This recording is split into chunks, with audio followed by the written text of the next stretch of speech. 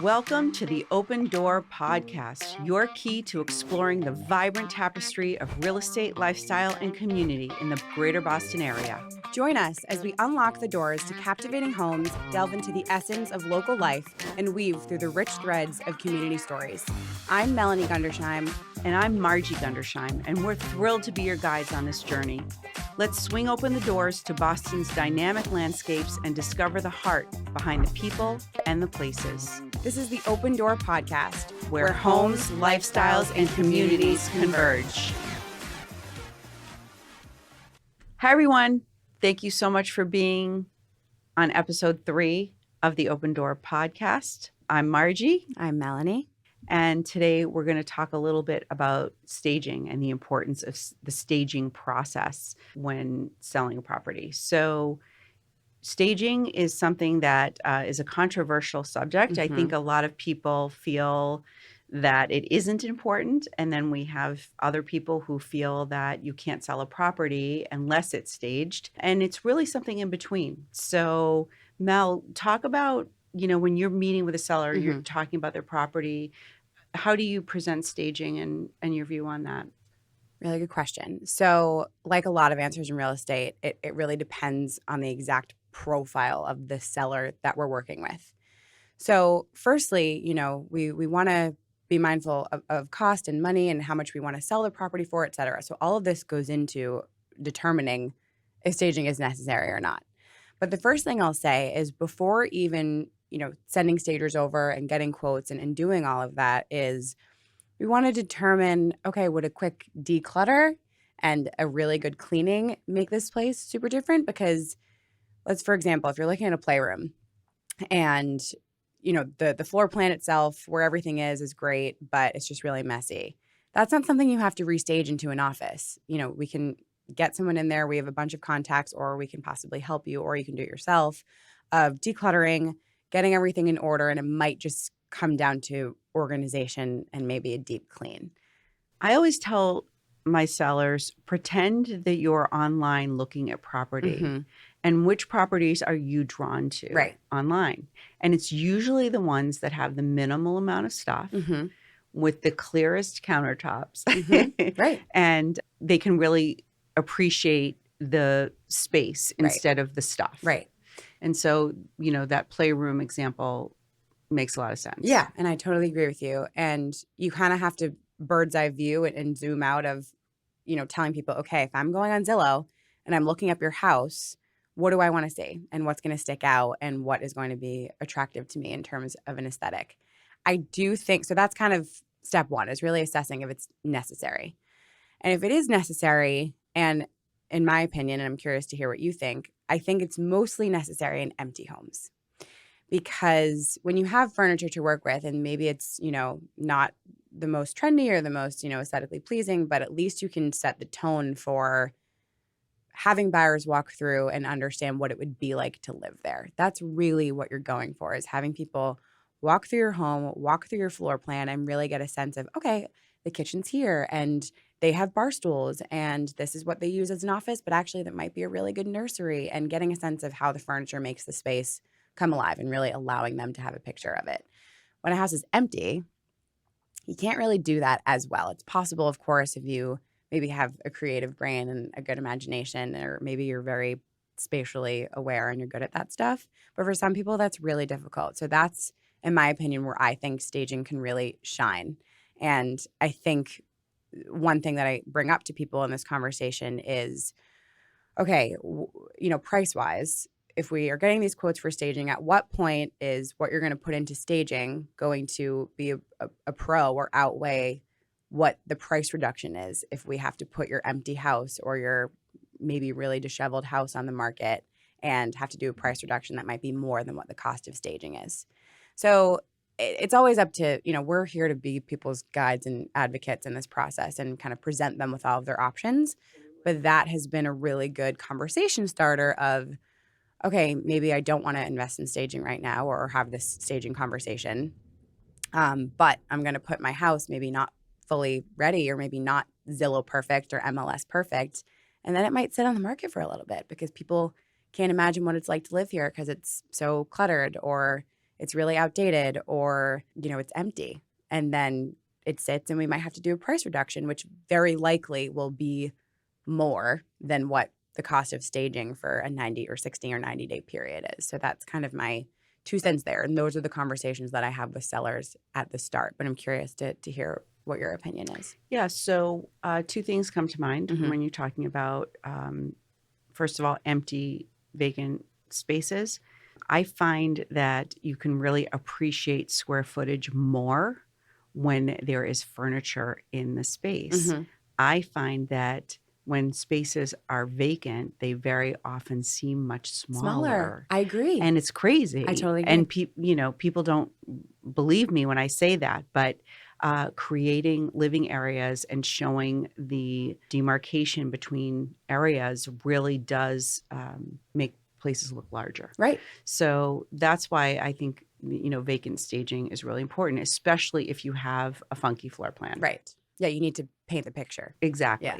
The part about using homeowners' furniture and accessories to stage their own property after decluttering is a really interesting conversation, because in my opinion, if this seller has what we call in design transitional furniture, meaning that it's timeless, and these are classic pieces that you would see in either, all the way from an older Victorian home to a new construction, and they can work in there. Right.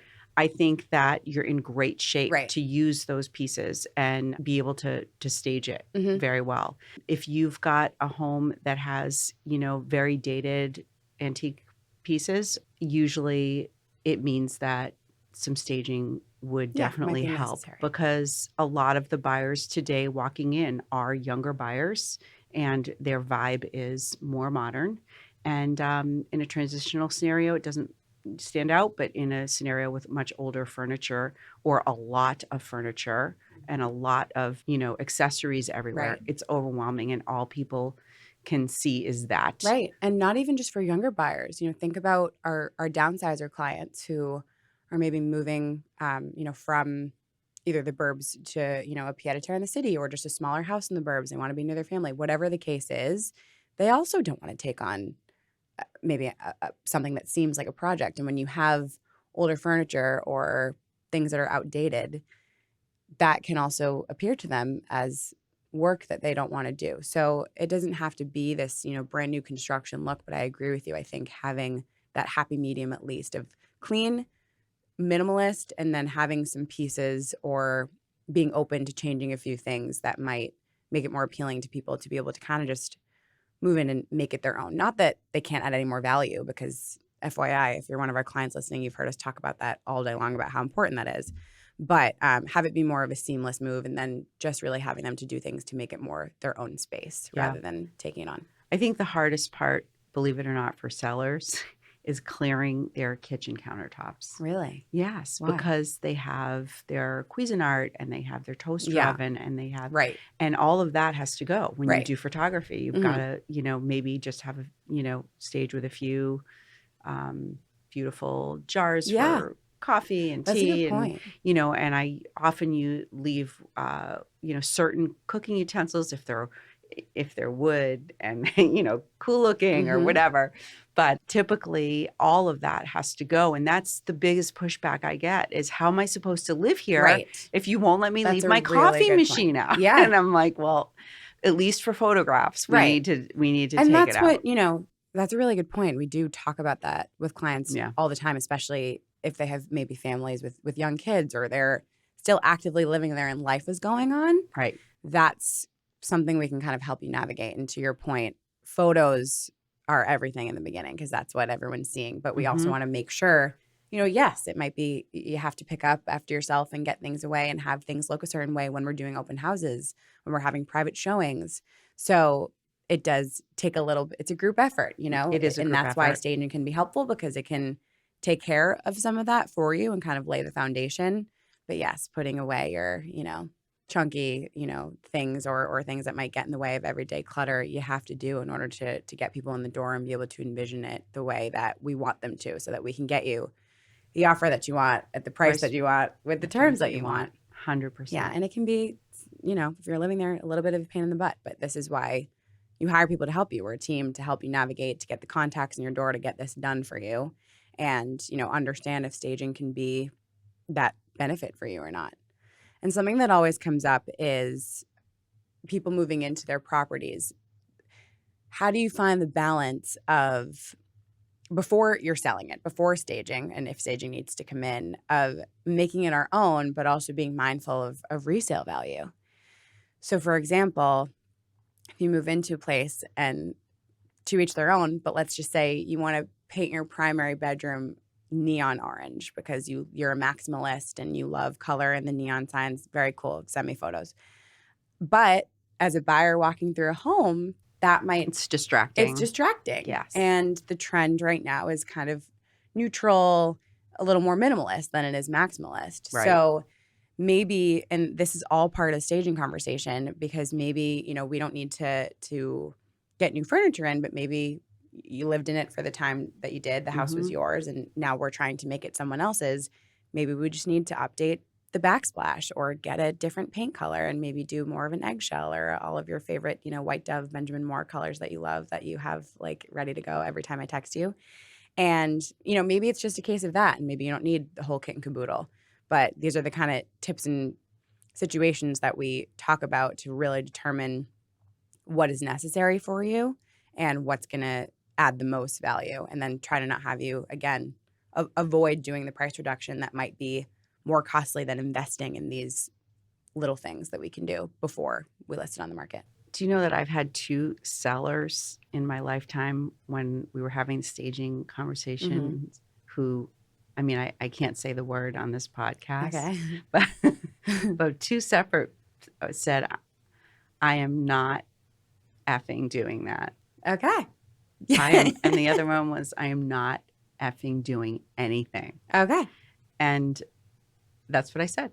Well, I said, what do okay, you do? I appreciate your feelings, and you don't have to do anything. And then I'm here. You've hired me to. And then hopefully you- they let us price it accordingly. Well, that's the key. Right. And both cases, one of the cases they did let me price it accordingly, and the other case they did not. Yeah. And that one sat on the market. And that, right. And it's not even letting me, right? When we say letting me, when we talk about pricing, it's a group effort, it's a conversation, we're presenting data and the range. And if you do this, then the range is here probably based on what we can see and what's happening in the market and the energy and the season and all of those things. And if you don't do these things related to staging, then you're probably in this part of the range. So what's your preference? Right. And the whole idea with staging and having these conversations with sellers is that, this is part of the conversation of our pricing progression analysis. We say the list price is the invitation to the party. Correct. And the more people at the party, the better it is. 100%. So in some cases, if you choose maybe not to make any of these changes that we talked about with these things that, maybe aren't staging, but at least doing some paint, updating some things, or you choose to stage, the whole idea is that we want you to walk away with the most money possible as a seller. And we want to help you price that accordingly so we can get the most people there. And sometimes that does require staging and getting the folks in there to see that vision that maybe you can't. And that's what, when those professionals are involved. And part of our value is that we're able to introduce you to all these people and kind of do the heavy lifting and take that off of you so we can make the connections, whether it's someone doing home organization and decluttering or a stager, and really understanding what's necessary and building your exact blueprint for success as a seller, because it's vague, but this is that gray area. Every client is different. Every client profile, every person has different motivations, needs. If you have all the time in the world, like maybe your seller did, maybe they say, I'm not effing doing anything. They actually weren't a real seller in their hearts. Right. It's They're like, true. we're just going to wait. They we really don't care. didn't want to leave their home. And I think that's the way they were pushing back. Right. But I will say it's important to let everybody know that we don't come in assuming you're going to stage. Correct. 100%. It's not necessary all the time. No. Yeah. So I don't want people to think that that's always something that they have to do. No, a it's lot an of option. times it is decluttering. Yep. And just neatening up a bit, and 100%. your house sparkles and shines, Yeah. so I think that that's important. Don't assume that you're going to have to Correct. do staging, but it's just a conversation. Yeah. Yeah, exactly. And then, as we always say to everybody, all of these decisions are always up to the client, whether it's the buyer or the seller. But it's our job to, again, to set them up for success in the best way. And oftentimes with sellers, this is part of the conversation because we want to educate, right? As we've Correct. talked about in our previous Yep. episodes, education is kind of like the philosophy of how we run our businesses with buyers and sellers. And it's just part of the conversation. It's an option, and we want to figure out how it fits into your molds. And if it doesn't, it doesn't. But I do think it's important to kind of have these mindset tips that we talked about in terms of pricing and understanding, what might be the most helpful, if it's even necessary, when it comes to staging. And we can have those conversations, and we can make those connections with you and for you so that you can really understand if it's necessary. 100%. Yeah. Good information. Yeah, absolutely. Yeah. So we're going to, as kind of we move forward, we're going to talk a lot more about different aspects of the real estate industry. And a lot of sellers are oftentimes curious about staging, which is why we kind of wanted to hit the nail on the head with this one. But stay tuned for next week. And thank you so much for listening. And for more tips and tricks, you can find me on Instagram at the Melanie Gundersheim. And I'm at Margie Gundersheim. And if you have any questions about staging, we would love to answer them. Absolutely. Yeah. And you can, we can maybe even post some before and after Yeah, transformations. that would be so you fun. can Let's see, do that. Yeah, from our favorite properties. Okay. Awesome. Great. Thanks, guys. We'll see you Thank next you. week. And that's a wrap on today's adventure with the Open Door podcast. Thank you for letting us share the beauty of Boston and our communities with you. If any of these stories or information has resonated, please subscribe to our podcast on YouTube, Spotify, or wherever you may listen, and join us on Instagram for a daily dose of valuable information and warmth. From Melanie and Margie Gundersheim, a huge thank you for spending your time with us here. Until next time.